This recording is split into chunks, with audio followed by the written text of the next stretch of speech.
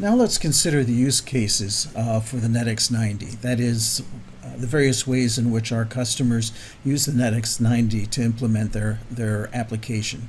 We're going to start in the first case with the single chip model. And in this case, netX 90 is providing all of the resources, both for communications and for the product's application. On the communication side, the netX 90 communication handles all of the protocol required for the bus. And on the application side, all of the computation to implement the rest of the product is done there. We might choose to add extra flash and SD RAM along with the netX 90 in order to take advantage of extra features of the protocol stacks, such as maybe a web server or an OPC UA server. In the communication side of the netX 90, all of the software and all of the hardware resources, of course, are provided by Hilscher. Those resources include a dual port memory handler to handle the interaction between the application side and the communication side. There's the protocol stack for the particular protocol that one wants to implement. We have our own real-time operating system and hardware extraction layer inside our communication side that talks to the communication hardware, the Cortex M4 that on the communication side, and the microcode and the processors that make up the communications process. All of that is handled by Hilscher and provided by Hilscher on the communication side. On the application side, the netX hardware, of course, is provided by Hilscher. On top of that, Hilscher also provides the CIFX API. This is a set of software that helps to abstract the communication between the communication side and the application side into a set of convenient APIs that make the development of the user's application code easier, simpler, and more straightforward. It might be possible to add an optional real-time operating system on the application side. If this is completely optional, many of our customers tend to use no operating system at all and go bare metal. So this is the simplest form of using the netX 90 and the most direct. Next, we're going to consider the first companion chip use case. If you recall, we said the old netX chips were companion chips. That means they were network processors that were intended to be used with a host processor. In this case, the netX 90 is using only the communication side of the part. And it is connected to a host processor, which is provided by the developer through a SPI bus or through an address data bus to externalize the internal dual port memory that we talked about in a previous slide. So the interactions between the host processor and the communication side of the netX 90 happen over this internal dual port memory. In addition, we can again add flash and RAM as necessary. And again, all of the resources that are used for managing the protocol are provided by Hilscher. netX 90, since we're talking just the communication side, looks pretty much like a black box. That is, the host processor doesn't have to worry too much about handling the protocol here. That is all being taken care of by the communication side of the netX 90. But in addition to the resources needed for the communication side, the application side has, again, a host hardware that is provided by the developer.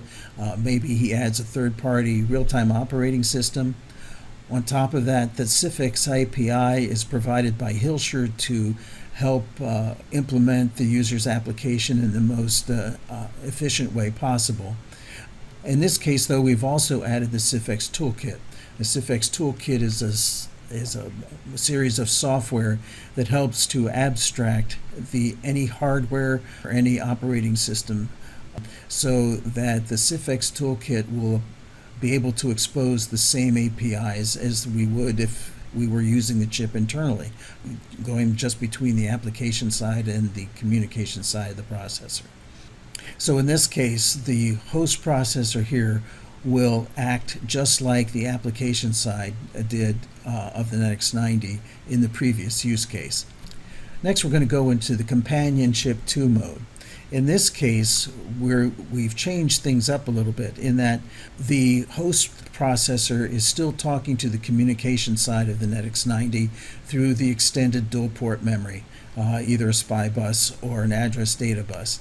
But in addition, we've used a peripheral to connect to the application side of the netX 90, and here the application side of the netX 90 might be used to offload some tasks that are burdening the host microprocessor. So using a peripheral bus of some sort, communication happens between the host and the application side, and the application side just looks like an external application processor. As far as the resources go, as before, Hilscher provides everything needed for the communication side, and the host processor is, as before, using a third-party hardware and operating system using the Hilscher toolkit and API, and the user writes his own application on the host processor. The next case we're going to talk about, the last case, is companionship 3 mode.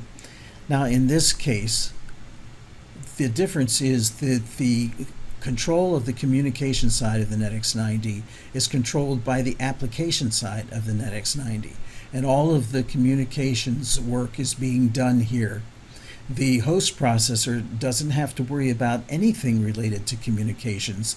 It simply talks to the application side, and the application side maybe abstracts even further or pre-processes perhaps data that might be used by the host processor.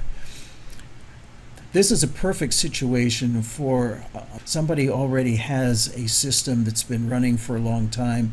It's been using a host processor to run their product, and now they want to add a chip to put their product onto an Ethernet or some other kind of bus, industrial bus, but they don't want to have to learn anything about or they don't have to burden their host processor with details related to the communication. They only want to get the data that they're looking for.